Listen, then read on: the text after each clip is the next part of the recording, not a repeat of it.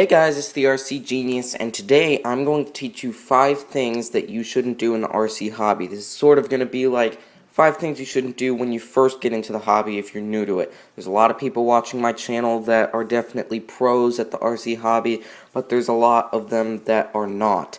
And certainly many people that are first getting into it and, could learn more about it and can save a lot of money if they take some of these tips. So please leave a like if you learned something from this video. Please subscribe if you haven't, and let's get started. Starting with number 1, something that I did when I first got into the hobby, and now I've learned that you shouldn't do it. Basically, don't keep your battery plugged into your charger or your vehicle when it's done being used or being charged. For instance, when you first get an RC vehicle, it comes with like that little cheap charger that takes a really long time to charge, and now Traxxas includes like these car chargers, and it's just not convenient. However, if you were to get one of those older ones that plug into a wall and you plug the battery in, you keep the battery in there even when the light turns green, because sometimes you don't see the light turns green, or it just stays in there and you forget about it. Basically, if you keep your battery plugged into the charger especially, that's not good. You should always store your batteries fully charged or completely empty. Doesn't matter either way, just don't keep your batteries plugged into your charger. And the same goes with keeping it plugged into the vehicle, because the battery power in the battery will drain into the ESC, and it'll just mess things up. It'll take a lot of it to really do some damage to it, but just a recommendation: don't keep your batteries plugged into your vehicle or your charger when they're done being used. Number 2 is controlling the speed of the reverse motion of your vehicle. A lot of people, when they first start driving an RC car, and this has happened to me countless times, when I say go reverse, push it forwards twice, they literally push it all the way forwards twice, and that will basically reverse the vehicle at full speed. And when you do this, it will also, strip gears inside, because there's this plastic spur gear. So this tip is actually 2 tips in one. Don't reverse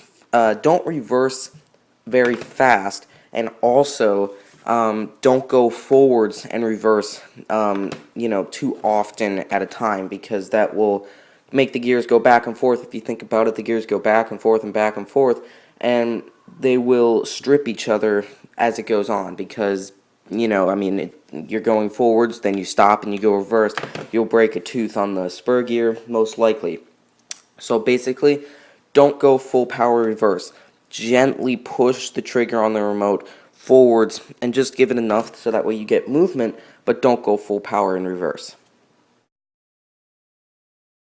Tip number 3 is to read your manual. I have the manual for my Monster Energy truck that you just saw on the table for tip number 2, and a lot of people, when they first get their RC cars, they're so excited and then they just go out and they want to drive. First off, you have to charge the battery usually, so I suggest while you're charging that battery, just peek through the manual and learn some things about your vehicle. For instance, customer support is always a good thing to know where to go.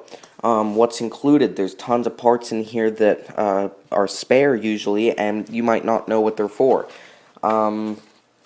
Also, knowing what components of your vehicle are called, and so on.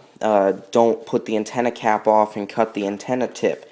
How long it takes to charge, what the system is. There's so many things that you can learn just from reading your manual. Also, how far the radio signal can go, how to program your ESC. So many things that you should learn from your manual, and it will help you along the way and save you time and money as you go. The next tip is to know what RC to get. A lot of people are like, ooh, I want the biggest RC car you can get, 1/5 scale, 1/4 scale, whatever it is.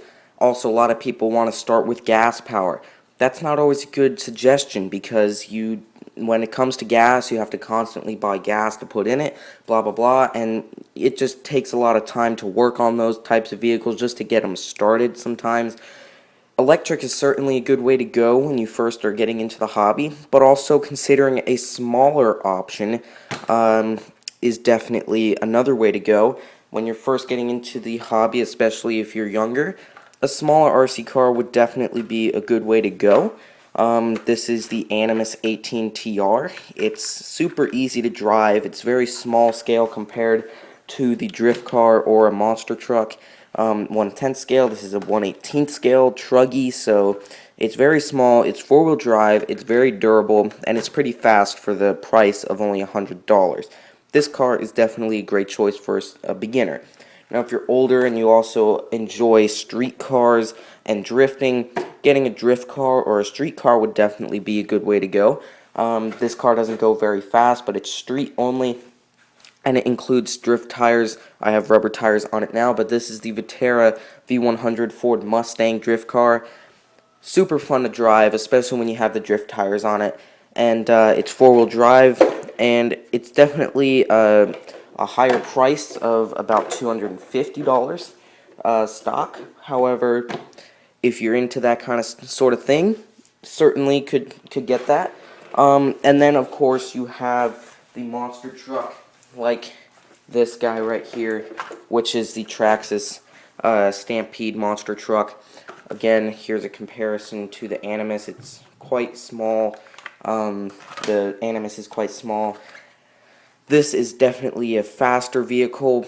It's very large compared to some others, and it's also extremely durable. It's from Traxxas, and Traxxas is super reliable with their products, and they stand behind them very well. This truck's been upgraded, but stock, super good.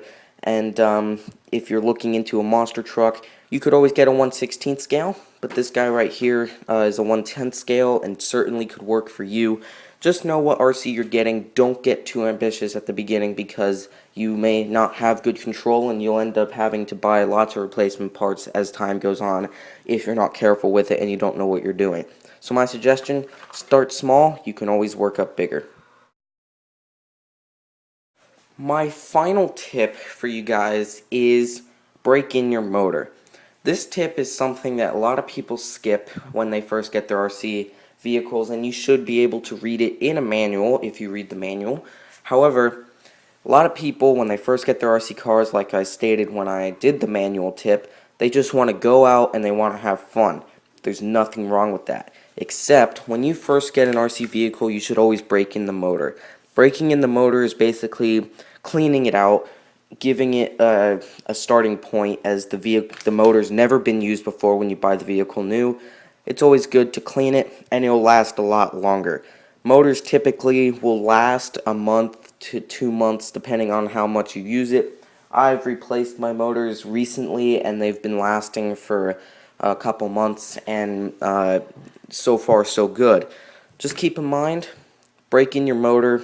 I have a video, you can check it out in the top corner, but that video is basically just driving the vehicle up and down a street or going around a dead end at about quarter throttle and half throttle. There's also other methods of putting the terminals of the wires of the motor directly to the battery and putting it into a cup of water till it runs itself clean. That's another option. There's no drag behind the motor when it's not on a vehicle, so that's also a good method. But either way, when you first get your vehicle, you want to have fun. Totally understand, but believe me, there'll be a lot more time of fun when you have a motor that's going to last longer.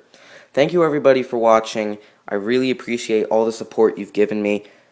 There's 5 tips to help you when you first get into the RC hobby. Hope you all enjoyed the video. Please like and subscribe. Sorry I haven't uploaded that much recently. I had to take a quick little break, but I will be back on regular uploading schedule. Thank you everyone for watching, and I'll see you guys next time on the RC Genius.